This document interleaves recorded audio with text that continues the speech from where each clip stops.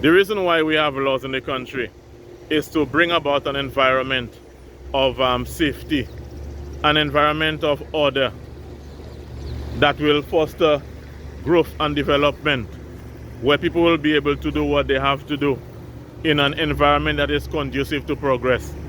And it is imperative that people in authority and people of all walks of life in the society comply by the laws that we have. You understand? And so it becomes very important that the lawmakers abide by the law. Now, these are the things I do not like to talk about political things for a number of reasons.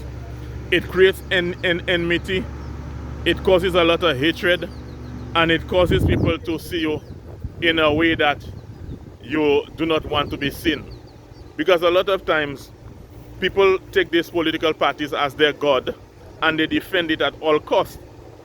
And so these are the reasons why I detest, I hate talking about making any political points. I try to talk about environmental stuff, health-related matters, things relating to farming, environmental stewardship and things like that. But I hate talking about partisan politics and things like that, because although I hate talking about it, they govern and they control a lot of our lives. And so it is important that we do not close our eyes to it. But there is this situation we have where there is this person, what is his name? I think his name is Elisha Norbert or something like that. But he's vying for a seat in, I think it is Maycote North. And the thing is, he is endorsed. He's an endorsed candidate, and he's still working with the government in the teaching service. The thing is, it is customary. I'm not sure if it is a law here, but it is customary. It is part of our custom in the country that if you are endorsed, you do not work in the government service. And that thing has been going on, and it's like he looked like he's trying to defend that. But the thing is, we have to be very careful, because we are in an environment where there's a high level of unlawlessness in this country. And we see it being demonstrated a lot, especially as it relates to crime. We see the unlawlessness among the young people a lot. Among the older people, yeah, we see that too. And so it is very important that the older ones, or those that are vying for political office, ensure that there is no gray areas. There should be no gray lines in terms of the things that you do if you want to be a politician. If you're a politician, you understand? There should be no gray lines. It should be black and white. And that thing about Elisha, I think that's his name.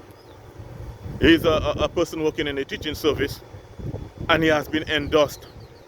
And there's argument about whether or not he should be there. There should be no argument. You understand? There should be no gray areas, man. The thing is, it is our custom. Even if it is not a law, it is our custom. So right now, it looks like you're trying to defy the custom or defy the law of the land. And that is not the way to go. Because we see so many of these young people defying our laws. And at the end of the day, what we have a lot of mayhem in the country because of all this crime thing that is going on. That is why in the Bible it says, how good and how pleasant it is for brethren to dwell together in unity. It is like the oil that is poured on the head of Aaron, and it goes down his beard, and it goes down his skirts. That is basically simplifying or explaining the idea that when something is good at the top, it goes down. The goodness goes to the bottom. And similarly, if there is bad things going on at the top, it trickles to the bottom also.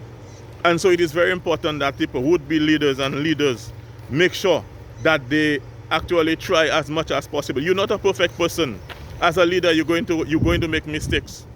And it is foolhardy for us to think that leaders will not make mistakes. Leaders will make mistakes. We make mistakes. We are not perfect beings. But at the same time, we should try to avoid gray areas. We should try to avoid things that are contrary to law, things that are contrary to empirical data. You understand? We need to be careful, guys. This thing is such that the man has been endorsed as a candidate. You've been endorsed as a candidate. Get out of the way. Get out of the way. What is the argument about? You have been endorsed. Customarily, that's how it is. If it is that you are candidate, you are endorsed candidate, and you're still in that business and trying to defy. The people are saying that it is wrong, and you're still trying to defy.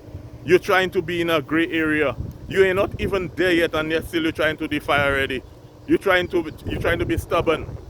You understand? And you ain't even there yet.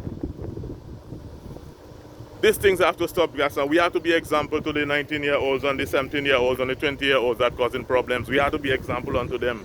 We have too many problems already, and you're trying to vie for the biggest office, and it's trouble you giving. Keep the fire burning.